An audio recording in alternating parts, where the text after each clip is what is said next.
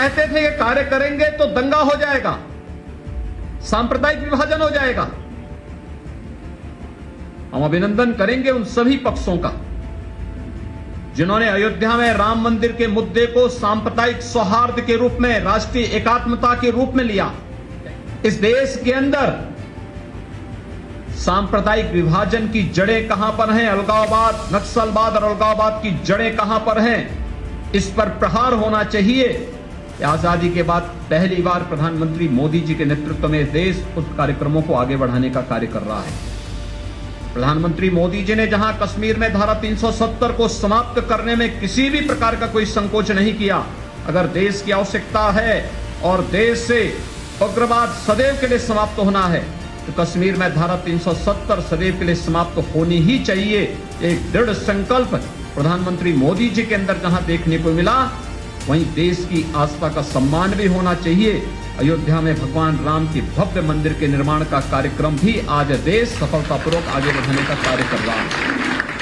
क्या ये सच नहीं कि आजादी के तत्काल बाद तुष्टीकरण की राजनीति ने इस देश को फिर से न केवल सांप्रदायिक विभाजन की ओर अग्रसर किया था, बल्कि जातिवाद, क्षेत्रवाद, भाषावाद, उग्रवाद, अलगाववाद, नक्सलवाद की चपेट में हम इस देश को लगातार आजादी के बाद से धकेलते गए।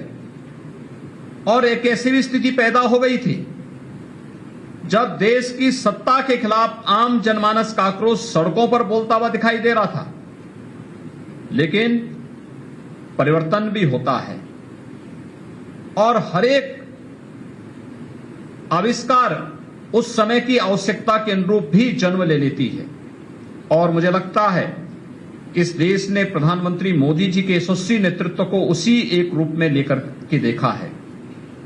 आज जब देश के प्रत्येक नागरिक को बिना भेदभाव के शासन की योजनाओं के साथ जोड़ा है, अभी 30 मई को प्रधानमंत्री मोदी जी के देश के प्रधानमंत्री के रूप में 8 वर्ष का सफल कार्यकाल का एक भव्य आयोजन होगा।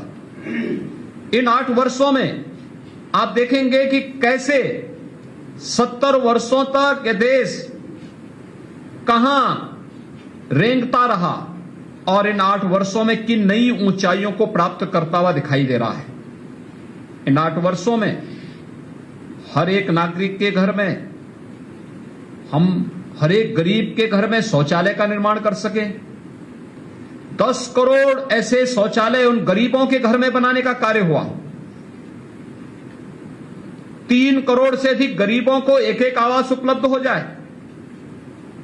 8 करोड़ परिवारों के घर में स्वस्थ ईंधन देने के लिए एलपीजी के निःशुल्क सिलेंडर उपलब्ध करवा दिए जाएं। 4 करोड़ घरों को जो आजादी के बाद से कभी भी जिन्होंने विद्युत क्या होती है, उसकी लाइट का एहसास क्या होता है, इसको नहीं देखा था, आजादी के 70 वर्षों के बाद उन्हें इस चीज का एहसास हो पाया। इस देश के अंदर सांप्रदायिक विभाजन की जड़ें कहां पर हैं, अलगाववाद, नक्सलवाद और अलगाववाद की जड़ें कहां पर हैं, इस पर प्रहार होना चाहिए। आजादी के बाद पहली बार प्रधानमंत्री मोदी जी के नेतृत्व में देश उस कार्यक्रमों को आगे बढ़ाने का कार्य कर रहा है।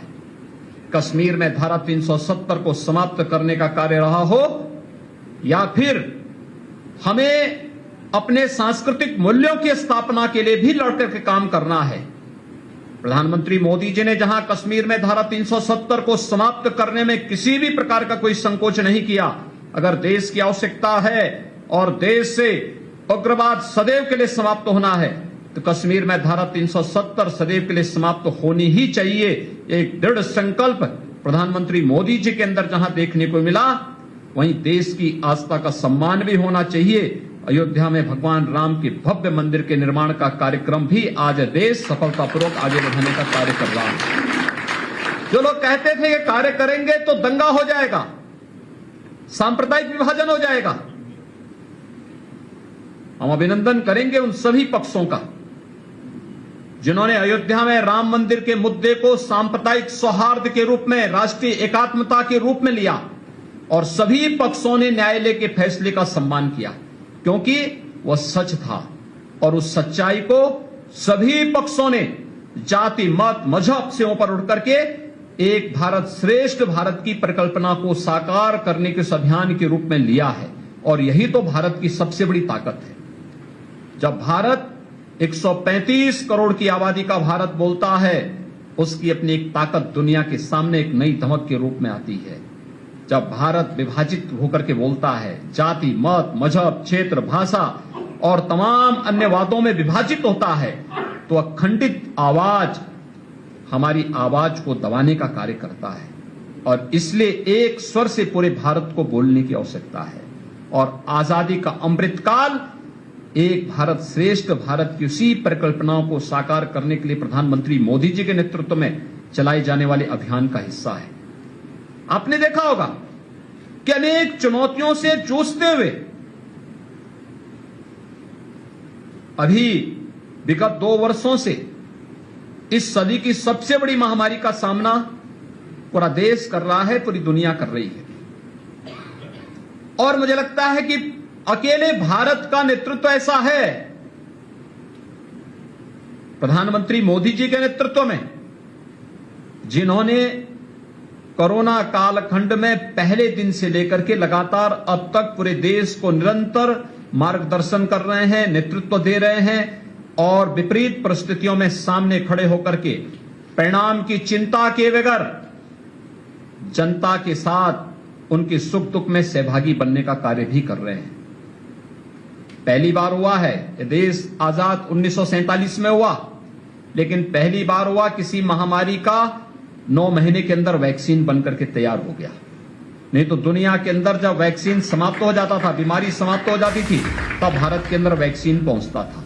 जो लोग कहते थे कि कार्य करेंगे तो दंगा हो जाएगा, सांप्रदायिक विभाजन हो जाएगा, हम अभिनंदन करेंगे उन सभी पक्षों का जिन्होंने अयोध्या में राम मंदिर के मुद्दे को सांप्रदायिक सौहार्द के रूप में, राष्ट्रीय एकात्मता के रूप में लिया। इस देश के अंदर सांप्रदायिक विभाजन की जड़ें कहां पर हैं, अलगाववाद, नक्सलवाद और अलगाववाद की जड़ें कहां पर हैं, इस पर प्रहार होना चाहिए। आजादी के बाद पहली बार प्रधानमंत्री मोदी जी के नेतृत्व में देश उस कार्यक्रमों को आगे बढ़ाने का कार्य कर रहा है। प्रधानमंत्री मोदी जी ने जहां कश्मीर में धारा 370 को समाप्त करने में किसी भी प्रकार का कोई संकोच नहीं किया। अगर देश की आवश्यकता है और देश से उग्रवाद सदैव के लिए समाप्त होना है, तो कश्मीर में धारा 370 सदैव के लिए समाप्त होनी ही चाहिए। एक दृढ़ संकल्प प्रधानमंत्री मोदी जी के अंदर जहां देखने को मिला, वहीं देश की आस्था का सम्मान भी होना चाहिए। अयोध्या में भगवान राम के भव्य मंदिर के निर्माण का कार्यक्रम भी आज देश सफलतापूर्वक आगे बढ़ाने का कार्य कर रहा है।